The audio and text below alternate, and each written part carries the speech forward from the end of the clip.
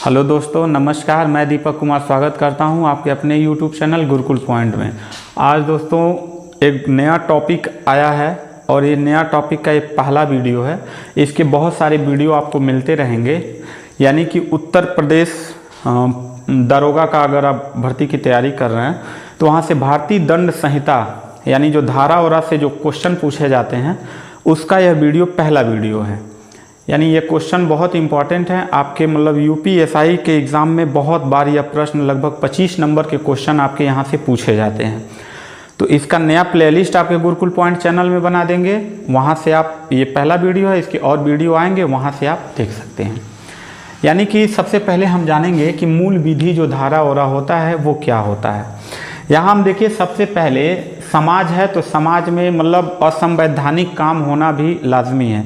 यानी क्राइम को हम पूर्ण रूप से ख़त्म नहीं कर सकते हैं। अगर पूर्ण रूप से ख़त्म हो जाता तो फिर कानून और पुलिस व्यवस्था बनाने की ज़रूरत नहीं पड़ती। तो सबसे पहले हम ये समझेंगे कि प्राचीन परंपरा से इसका विकास हुआ और आधुनिक में आके भारतीय दंड संहिता अधिनियम जो 1860 है वो किस प्रकार से एक्सचेंज हुआ है, बदलता गया है। देखो, प्राचीन समय में दंड व्यवस्था का प्रावधान था। जैसे पहले के समय में जब राजा ओजा रहते थे तो तभी तो चोरी होता था, डकैती होता था, बलात्कार होता था, अपहरण होता था, छिनैती होता था, बहुत सारी सब घटनाएं होती थी। तो भारत में कुछ ऐसे राजा थे जो न्यायप्रिय राजा थे। जैसे चंद्रगुप्त विक्रमादित्य थे। एक बार उनके दरबार में एक महिला आई, वो कही मेरा बचवा है, दूसरा महिला कही मेरा बचवा है। राजा कन्फ्यूज हो गया, चंद्रगुप्त विक्रमादित्य भाई कन्फ्यूजन हो गया, कौन बचवा किसका है। दोनों रो रही थी, दोनों का आंसू गिर रहा था। वो राजा ने क्या किया कि कहा ठीक है चलो तलवार लाओ भाई, दोनों को काट के अलग कर देते। राजा ने जैसे तलवार निकाला, दोनों महिलाएं जो आमने सामने खड़ी थीं, एक तुरंत निकालने नहीं, मेरा बच्चा नहीं है, इसी को दे दिया जाए। राजा तुरंत समझ गया कि यह लड़का इसी का है, क्योंकि असली माँ अपने बेटे को कटते हुए कभी नहीं देखना चाहेगी, भले वो दूसरा कोई ले ले। तो पहले का न्याय व्यवस्था हमारा 2 मिनट में सॉल्व हो जाता था। ऐसे ही न्याय व्यवस्था और सारा सब कुछ था। सारा न्याय सही नहीं था, ये भी जान लीजिएगा, कुछ गलत न्याय भी होता था। तो पहले राजा न्याय कर देता था, ठीक है। न्याय व्यवस्था राजा के पास थी। राजा अपने हिसाब से देखता था क्या न्याय करने योग्य है, उसका अपना पर्सनल एक नियम कानून होता था, उस हिसाब से वो न्याय करता था। उसी समय में कुछ राजा लोग धर्मगुरुओं पे आधारित होते थे। धर्मगुरु समझते हैं, उस समय के जो धर्मगुरु होते थे उन पे आधारित रहते थे। तो यहाँ पे कुछ हिंदू लोगों के धर्मगुरु थे, है ना। जैसे मनुस्मृति हो गया। मनुस्मृति में उन्होंने अलग अलग दंड के प्रावधान बनाए थे। कोनो का जिह्वा काट ली जाए तो कोनो को कान में शीशा डाल दिया जाए पिघला के, तो कोनो का तेल में फ्राई कर दिया जाए, तो कोनो को फांसी पे लटका दिया जाए, तो कोनो को कोड़ा मारा जाए, तो कोई को कुछ, इस प्रकार का प्रावधान था। ऐसे मुस्लिम शरीयत का एक कानून था।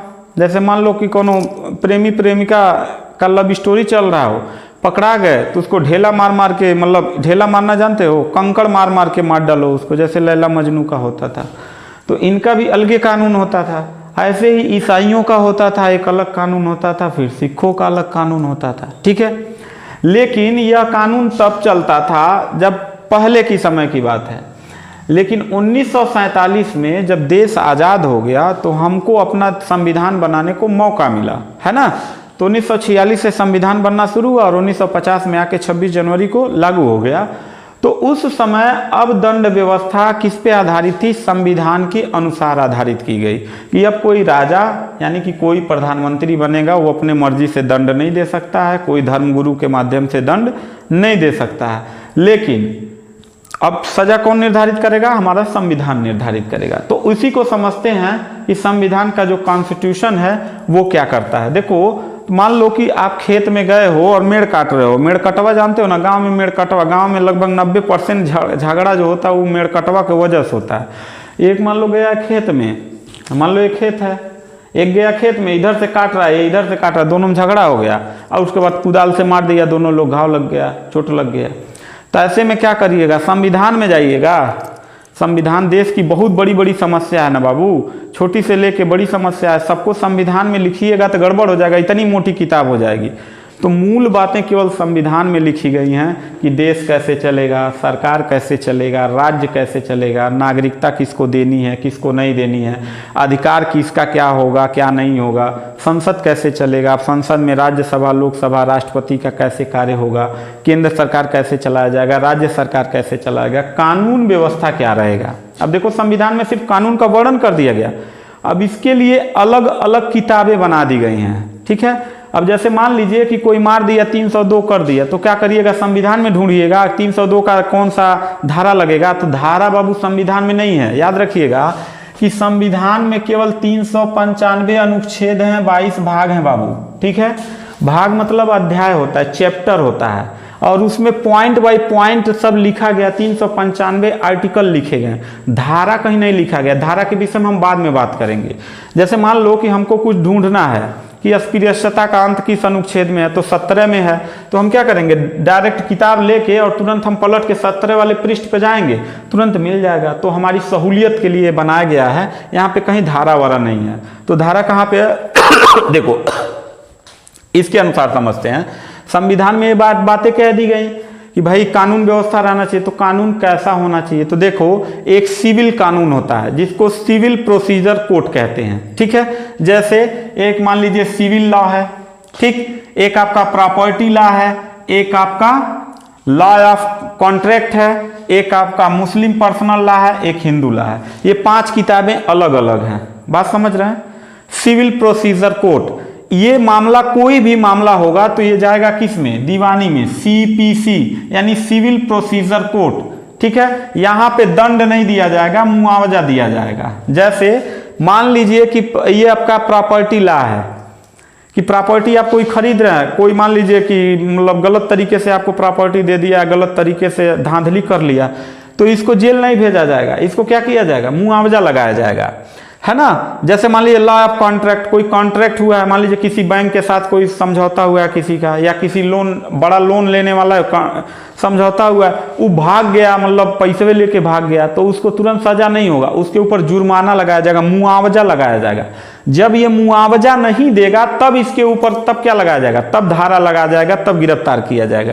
ठीक है, ये तो कुछ मतलब पर्सनल लॉ है। जैसे मुस्लिम पर्सनल लॉ, अब इसमें ट्रिपल तलाक था आपका, तो ट्रिपल तलाक में मतलब महिलाओं को क्या किया जाता था, तलाक दे के खत्म कर दिया जाता था। ठीक है, तो यहाँ इनका अलग कुछ कानून चलता था। ऐसे हिंदू लॉ था। इन्हीं दोनों को जोड़ने के लिए समान सिविल संहिता, यानी कि जैसे मान लीजिए हम मुस्लिम औरतों को मतलब उनका मूल अधिकार का शोषण होता था, भाई कोनो फेसबुक पे तलाक दे देता था, कोनो व्हाट्सएप पे दे देता था, कोनो मान लो नमक तेज है तुरंते बोल देता था तलाक तलाक तलाक, तो मूल अधिकार का हनन होता था। तो मोदी जी ने क्या किया, कानून ला दिया संसद में कि अब तलाक के बिद्दत समाप्त, तलाक कभी भी है। और देखो ये खत्म नहीं किया जा सकता है, Muslim personal law, Hindu personal law खत्म नहीं किया जा सकता है, लेकिन इस पे विचार चल रहा है, एक समान सिविल संहिता लगा दिया जाए। जैसे मुस्लिमों में पत्नियों को छोड़ना आसान होता है, हिंदू में काफ़ी जटिल होता है, उसका प्रक्रिया होता है कानून में, ये वो कागज साइन फाइन कराना, दुनिया भर का ये सब कागज वगैरह तैयार करना। तो हिंदू लॉ में थोड़ा महिलाओं को छोड़ना कठिन होता है, मुस्लिम में कम होता है, तो इनको थोड़ा सा मतलब बराबरी में ला दिया जाए कि मतलब किसी भी महिला को छोड़ना इतना आसान न रहे, थोड़ा जटिल प्रक्रिया हो जाए। बात समझ रहे हैं। तो सिविल समान संहिता पे अभी चल रहा है बात, आगे क्या होगा अभी देखा जाएगा। तो समझ में आया, ये रहना भी जरूरी है बाबू। दुनिया में ऐसे मतलब क्या बोलते हैं, कुछ ऐसी औरतें होती हैं जो कितना भी अच्छा आदमी के साथ शादी करा दीजिए तो उसकी ज़िंदगी नहीं बीत सकती है, और कुछ ऐसे आदमी होते हैं कितना भी अच्छा रहें उनके साथ कुछ औरतें ऐसे ढिंगड़ा टाइप की मिल जाती हैं कि मतलब उनका जीवन उनके साथ नहीं चल सकता है। ठीक है, तो ये रहना भी जरूरी है। ठीक, तो ये समझ में आ गया कि ये 5 प्रकार किताबें लिखी गई हैं, सिविल लॉ है, प्रॉपर्टी लॉ है, लॉ ऑफ कॉन्ट्रैक्ट है, मुस्लिम लॉ है, हिंदू लॉ है। ठीक है, इसको हम कहते हैं सिविल प्रोसीजर कोड, दंड या मुआवजा।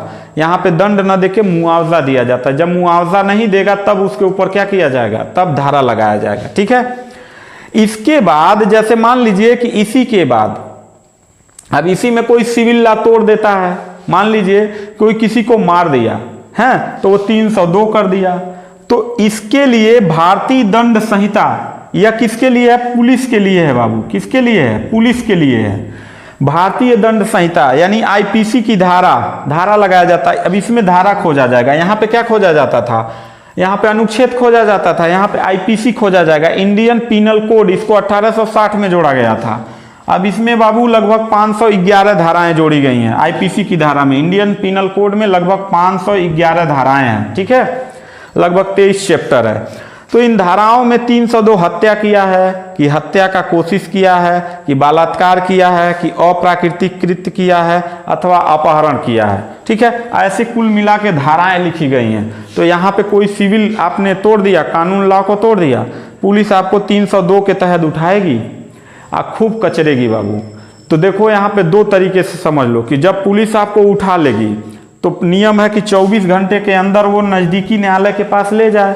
तो पहले तो 24 घंटे के अंदर खूब थूरेगी, न्यायालय के पास ले जाएगी। तो अभी पता नहीं चला कि आपने जो मर्डर किया आपके साथ और लोग हैं, तो वो न्यायाधीश से कहेगा कि हमको पुलिस रिमांड पे दे दीजिए। रिमांड मतलब पुलिस के कस्टडी में दे दीजिए, इससे पूछताछ करना है। बाबू यही बड़ा डेंजर होता है। मान लीजिए 20 दिन के लिए आपको रिमांड पे पुलिस ले लिया ना, अगर जुडिशरी में चले गए, न्यायिक हिरासत में चले गए, कोर्ट द्वारा जेल भेज दिए गए, तब तो बच गए, ठीक है। लेकिन अगर पुलिस रिमांड पे आ गए, 20 दिन पुलिस अपने पास रख ली, तब आपको बाबू बहुत थूरेगी पुलिस, इतना थूरेगी जब तक आप इन 302 करने वाले जितने लोग आपके साथ नहीं रहेंगे तब तक थूरेगी, खूब बढ़िया धुलाई करेगी। फिर जब ये टाइम खत्म होगा तो न्यायाधीश न्यायालय के पास ले जाएगी, तो न्यायालय इसका देखेगा और कहेगा कब इसको न्यायिक हिरासत में भेज दीजिए, ठीक है। जुडिशरी में है ना, न्यायिक प्रक्रिया के अनुसार इसको जेल भेज दिया जाएगा। तो जब जेल में चले जाएंगे तो वहाँ से मान लीजिए उत्तर प्रदेश के हैं तो उत्तर प्रदेश पुलिस से और जेल पुलिस से कोई लेना देना नहीं रहता। जेल में आराम से आप जाएंगे, तो मतलब थोड़े दिन के लिए जाएंगे तो इसी शॉर्ट वोट पे आपको मतलब क्या कर लिया जाएगा, रखा जाएगा। लंबा टाइम के लिए आए हैं तो ड्रेस व्रेस मिल जाएगा। और बहुत खतरनाक टाइप के क्रिमिनल हैं तो जंजीर वंजीर, जैसे तेरे नाम में सलमान खान को बांध दिया जाता है, एक गले ओले में हाथ होत में भागने ना पाए, कुछ पागल ओगल टाइप का होता है, तो इस टाइप से बांध दिया जाता है। और कस्टडी बहुत, सिक्योरिटी बहुत टाइट कर दी जाती है, ठीक है। यहाँ पर आदमी जाएगा जेल में, 2-3 साल जेल खट के आता है, शांति से रहता है ना। ये समझ में आ गया। लेकिन पुलिस कस्टडी में बाबू बहुत थुराते हैं।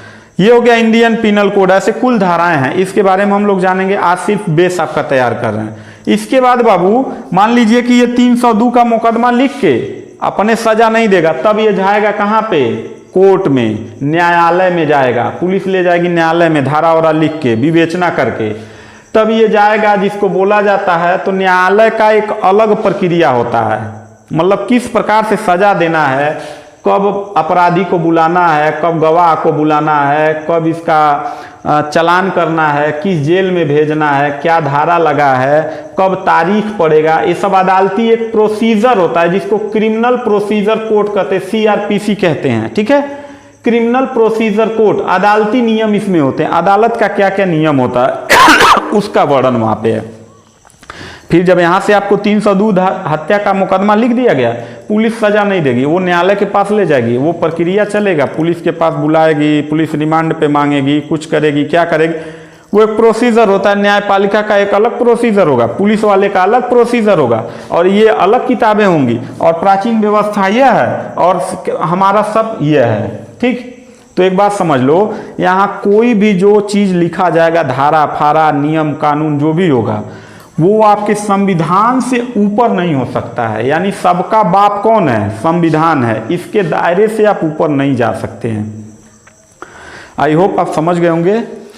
तो मिलते हैं नेक्स्ट वीडियो में। आज सिर्फ बेस तैयार किए हैं, अगले दिन से हम लोग धारा वारा के विषय में समझेंगे, कौन सा आर्टिकल कैसे कैसे क्या है, कौन सा धारा वारा क्या होता है, कौन सा धारा कब लगता है, कैसे नहीं लगता है, इसके बारे में हम नेक्स्ट वीडियो में पढ़ेंगे। तब तक के लिए थैंक यू, धन्यवाद।